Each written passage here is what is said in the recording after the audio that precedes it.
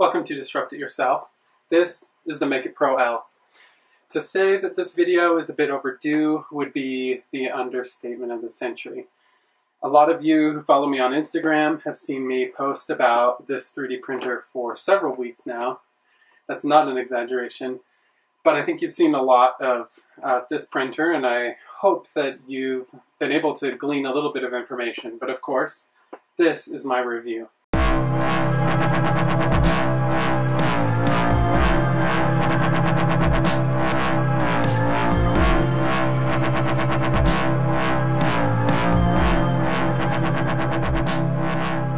What you're looking at here is actually a test unit. MAKEiT Inc. was very nice to send me this 3D printer to both test and review. Of course, I've had plenty of time to test it and I've been able to provide some feedback. And now I feel pretty comfortable telling you guys what I think of the 3D printer. It is a dual extruder 3D printer. It has a very large build volume. This particular model is the Pro L. There's also a Pro M. But this is the larger format. It's 305 by 254 by 330 millimeters. In inches, that's 12 by 10 by 13. Now, that is very large. I would say of all the 3D printers in this category, it's definitely one of the larger ones. You can get some larger 3D printers than this one, but the other two things that make it so great will be hard to find in this price range. It is extremely accurate. Exceptionally so, and it also has dual extruders by default. So that is kind of the trifecta for me. Being a 3D printer with a large build volume, dual extruders, and being very accurate mean that this is a 3D printer that isn't really going to disappoint. The motion system allows for precise movements all the way down to 10 microns on both the X and Y axis, and it also gets down to 0.5 microns on the Z axis. Now, what that really means in the real world is that you're going to be able to do really high resolution prints, and not only that, what you might notice like Z-banding or other artifacts of having less than perfect motion systems, it's not an issue on this 3D printer. You'll notice on some of these prints that I did, you'll see the layers are almost indistinguishable one from the other. If you look close enough, you'll see them, but you don't notice that difference between layers that you will on a lot of 3D printers, where going from point A to point B yields a little bit farther than what point B was supposed to be. And of course, that's something that just continually adds up until the print is done. I've never seen prints this good in my own personal experience, and I've always tried to demand the best out of all the 3D printers that I use. This is also a 3D printer that is very compatible with a lot of really great filaments. Part of the reason behind that is because you can actually print quite hot with this. You can get all the way up to 275 C with the nozzle. Both hot ends, of course, can get up to 275. And the heated bed can get up to 120. So that means this is a great 3D printer for printing with, of course, ABS. No, it's not enclosed, but I had a lot of success with ABS prints. Of course, it's fantastic with PLA, but you can also do a lot of higher temperature thermoplastics as well. The other thing, of course, that's really great is the dual extruders. Now, I happen to have a 2 kilo spool off to the side, which is why it's not mounted the typical way. But it has these great little kind of, I don't know what to call them, sliding mechanisms in the back where you can just put the spools, which then the filament feeds into the back of this bar, which is the same bar that that mounts the gantry. And there's just this little Bowden tube that goes up to the hot end. This is the second 3D printer I've used with a Bowden extruder, and I think it works amazingly well. Dual extrusion was a bit new to me. I unfortunately had never had too much experience with it other than on one printer that I serviced a long time ago, maybe a year ago.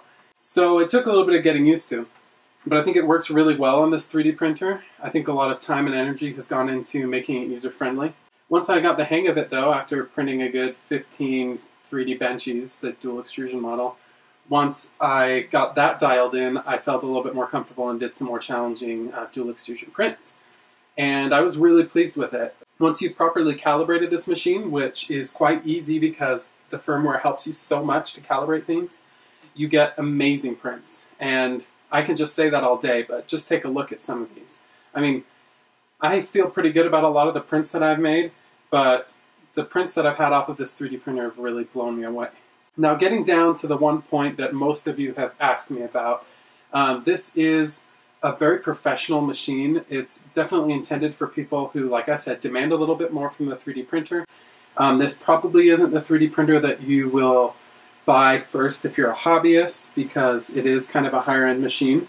But if you're a little bit more experienced and what you want is a really reliable, high precision, large build volume dual extruder machine, this is a really great option. And the price point does come in at $42.99, but along with that, all the features that I mentioned, they also do something called downtime coverage. So if you ever have a warranty issue and the machine has to be fixed or serviced, they'll actually print the parts for you that you need. Now, for some of us, that might not be a big deal, but when you take into consideration who this 3D printer was really made for, the type of people that they're trying to target, which may be you, this could be really great. If you're an engineer, if you're a designer, if you're using this in a professional setting where you cannot have your 3D printer down, you really need to be able to count on it. Worst case scenario, if you have a problem, they'll print stuff for you. And most importantly, for me, that meant that I finally, for the first time, was able to print something big enough to fit on my ginormous melon. So I was really happy. I printed this on the MAKEiT Pro L, and it fit on my head. So people, even who just do cosplay, I remember when I worked at RigidBot, a lot of people would ask me for the biggest size they could get on a 3D printer. There's definitely a market in prosthetics and in just cosplay, or even just people who maybe do props for movies, who are looking for something that just kind of hits that threshold for, you know, things like helmets and things that kind of just fit different parts of the human body, where something even as big as 10 by 10 by 10 like the RigidBot I print on, it's just not quite enough. But 12 by 10 by 13 is amazingly large, and it surprised me when I finally put that profile in Simplify 3D and switched over and just saw the build volume stretch. I thought, oh my gosh, a few more inches is just going to give me so much more as far as what I can print like this. So I hope you like my review. If you have any questions, leave me a comment. I will actually be doing perhaps more videos about specific things on this 3D printer, or you may just see it in some other videos about 3D printing that I'll do in the future, because I get to hold on to this one for the time being, because I'm going to continue to do some testing for MAKEiT. I want to go ahead, of course, and thank MAKEiT for sending me this 3D printer. I've been able to get to know them, and I think the world of them. I think they're an awesome team, and I'm excited to continue to work with them. And of course, thank you to all of my subscribers and all of my future subscribers. And you, if you haven't subscribed, subscribe right now. And I'll just keep on making great stuff. And I expect the same from you guys. Now, I have a 2 kilo spool here, which is